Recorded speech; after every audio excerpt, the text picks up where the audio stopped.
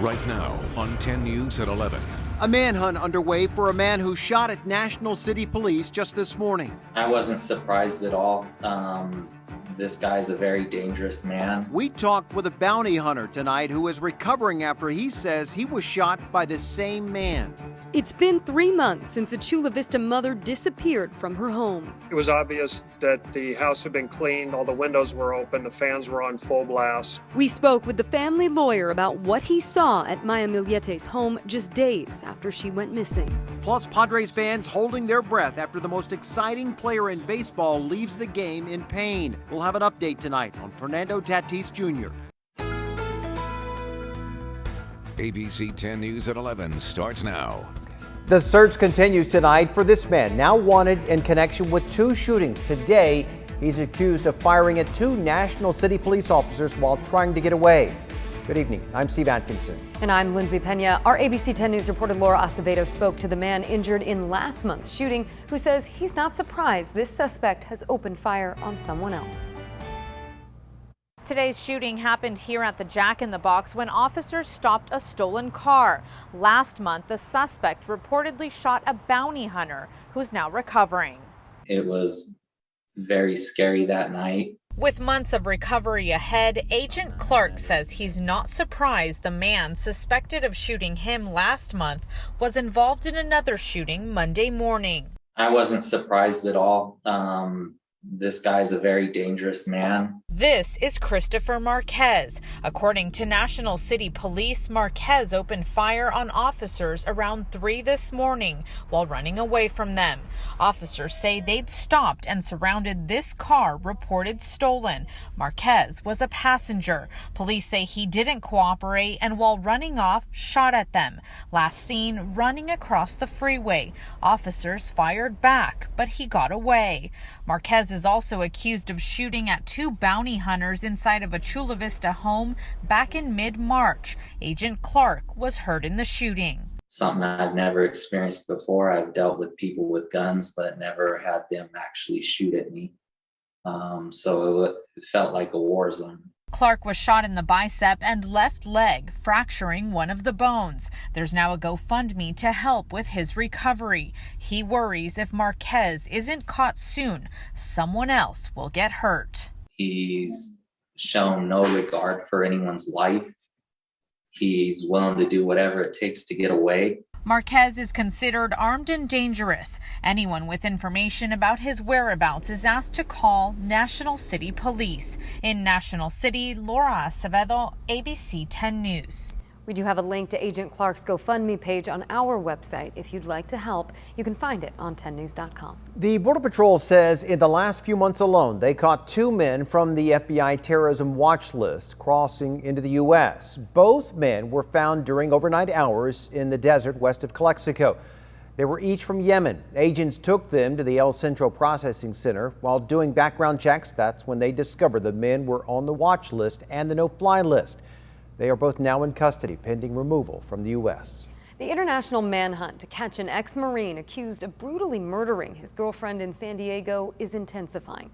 Today, authorities announced a whopping $50,000 reward for any tips that could lead them to 37-year-old Raymond McLeod.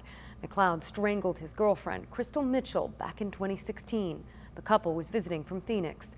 Prosecutors believe McLeod fled to Mexico and may be hiding in the expat community in Central America.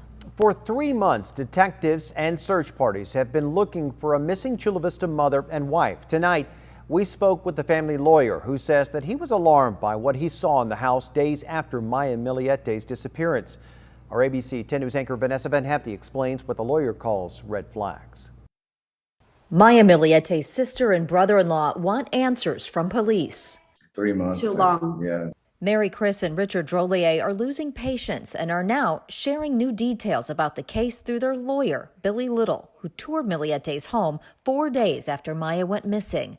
He says Maya's husband, Larry, opened the door. It was obvious that the house had been cleaned, all the windows were open, the fans were on full blast, other than the fact that he was obviously airing the house out. According to family, the missing mother of 3 filed for divorce on January 7th, the last day she was seen.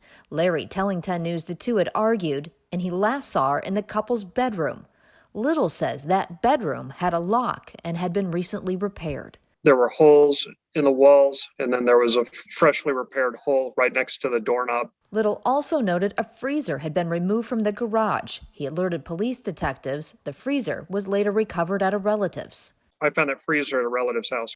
In a written statement to 10 News, Larry Miliete calls the information false allegations and blatant lies, saying Little presented himself as a federal agent NCIS to gain access to my home. So what does that tell you about his character? Little says he did not lie about his identity. Meantime, Chula Vista Lieutenant Dan Peak says leads are pouring in, including a murder-for-hire scenario he would not elaborate on, insisting this is not a cold case. Every single weekend, without fail, family and community members have organized search parties for Maya.